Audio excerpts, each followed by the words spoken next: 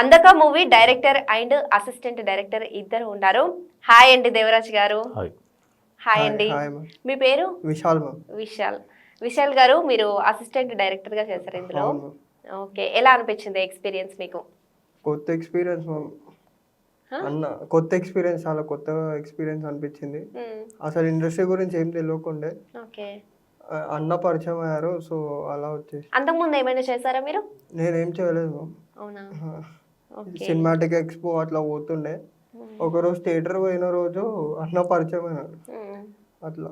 Okay, అంటే ఒకరోజు ఇద్దరము అది కీడాకోల సినిమా అనుకుంటా, తెలియకుండా వెళ్ళిపోయిండే. ఆ సినిమాకి వెళ్ళాం. అంటే మా ఆఫీస్ దగ్గరలోనే, మాది ప్రొడక్షన్ ఆఫీస్ ఉండేది. సో సడన్గా నేను ఇట్లా థియేటర్లో కూర్చున్నప్పుడు ఈయన ఆ పక్కన ఇట్లా ఫోన్లో చూస్తున్నాడు అనమాట. నేను ఆ రోజే స్క్రీన్ రైటింగ్ గురించి తెలుసుకుంటుండే ఎట్లుంటది ఇండస్ట్రీ. అయితే అది చూస్తుంటే అన్న పక్కకి వెళ్ళి చూసిండు. ఏం చేస్తావు నువ్వు, ఏంది అంటే ఇప్పుడే స్టార్ట్ చేసిన నేను అది అంటే. సరే వచ్చేసే మళ్ళీ రేపటి నుండి అన్నాడు. అంటే ఫోన్లో స్క్రిప్ట్ నేను ఆ రోజే స్టార్ట్ చేసిన. అంటే మీరు సినిమాకి వెళ్ళి స్క్రిప్ట్ ఎందుకు చూస్తున్నారు అక్కడ, సినిమా చూడకుండా? అంటే ఇంకో 5 minutes ఉంది టైం. సో నేను ఇట్లా మనం ఇలా చూస్తాం కదా, అప్పుడు ఈయన ఆ ఫోన్లో స్క్రిప్ట్ కనిపిస్తుంది.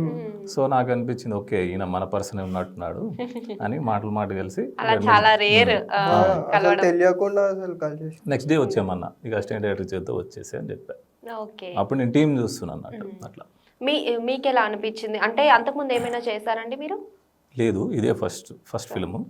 కానీ స్క్రిప్ట్ వర్క్ చేశాను. అంటే కొన్ని దగ్గర, అంటే ఇప్పుడు ఏమంటారు, కొన్ని షార్ట్ ఫిల్మ్స్ కానీ గోస్ట్ లెక్క అనుకోండి, అంటే ఎక్కువ చేయలేదు, ఒక ఏదైనా స్టోరీ సిట్టింగ్స్ అట్లా కూర్చొని చేశాను.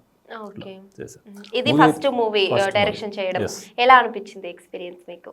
అంటే ఇక డిఫరెంట్. ఇప్పుడు ఈ లాస్ట్ 2 yearsలో అంటే ఇక కంప్లీట్గా నాది, అంటే నా పాయింట్ ఆఫ్ వ్యూ నుంచి కొత్తగా చూశాను కాబట్టి, ఎందుకంటే ఎక్కడ నేను నేర్చుకోలేదు కాబట్టి.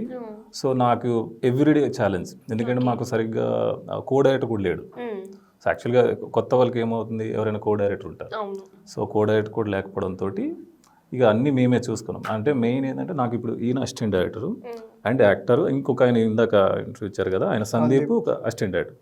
మీ ముగ్గురమే మొత్తం హ్యాండిల్ చేసుకుంటుండే. అంటే మార్నింగ్ నుంచి ఈవినింగ్ వరకు టిల్ టుడే వరకు అన్ని మేమే చూసుకుంటుండే అన్నట్టు. సో వీళ్ళిద్దరు సపోర్ట్ వల్లే జరిగింది.